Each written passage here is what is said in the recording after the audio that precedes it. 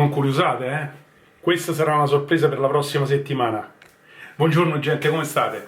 Allora, oggi io presenterò un tutorial che è appunto la besciamella. È una salsa che tutti voi conoscerete sicuramente, anche perché è uno degli ingredienti principali per quello che riguarda la nostra lasagna e quindi conosciutissima. È una delle salse madri della cucina non solo italiana ma anche internazionale. Partiamo dal fatto che questa era una salsa che era nata in Toscana e poi esportata da Caterina de' Medici in Francia e poi lì rivisitata. Infatti si ritrova nel ricettario della cucina medicea e poi nella cuisinière française. Venne dato il nome di besciamella per onorare il cortigiano di allora che si chiamava Louis de Béchamel. Però nei fatti è una salsa nata in Italia, veniva chiamata al suo tempo salsa colla.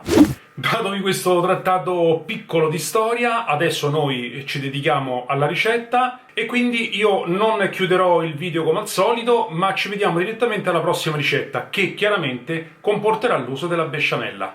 Io vi ringrazio, vi saluto e ci vediamo alla prossima ricetta. Ah no, e mi stavo dimenticando. E io volevo sempre ricordare a tutte quelle persone che io ringrazio calorosamente, mi stanno seguendo e sta crescendo molto bene il canale, di iscriversi, cliccare la campanella lì sotto così rimarranno sempre aggiornati sulle mie ricette e vi aspetto. Alla prossima!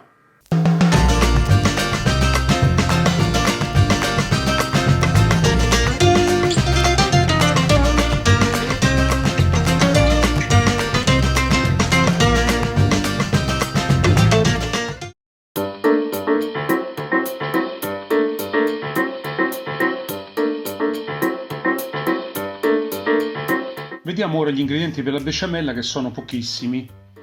Allora abbiamo 1 litro di latte, 100 g di burro, 100 g di farina, io ho utilizzato la 00 ma potete utilizzare qualsiasi altro tipo di farina, un pizzico di sale e una grattata di noce moscata.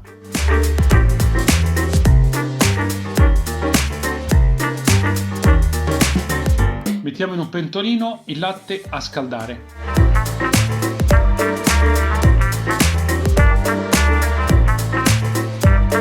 Mentre il latte si scalda, in un altro pentolino mettiamo a fondere il nostro burro. Una volta fuso, mettiamo dentro tutta quanta la farina e cominciamo a mescolare con una frusta.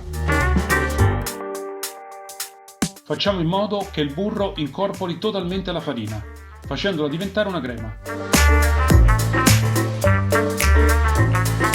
Una volta incorporata, mettiamo poco per volta il nostro latte caldo.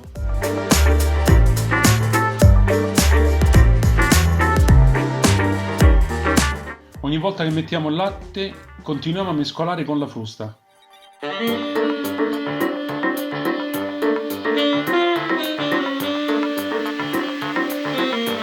Dopo che abbiamo messo tutto il latte, mettiamo dentro anche il sale e una grattata di noce moscata. Finiamo di mescolare fino a quando la crema non sarà leggermente densa e liscia. Se vogliamo raffreddarla, mettiamola in una ciotola e poi copriamola con la pellicola a contatto, come per la crema pasticcera. Ecco la vostra besciamella pronta per essere usata.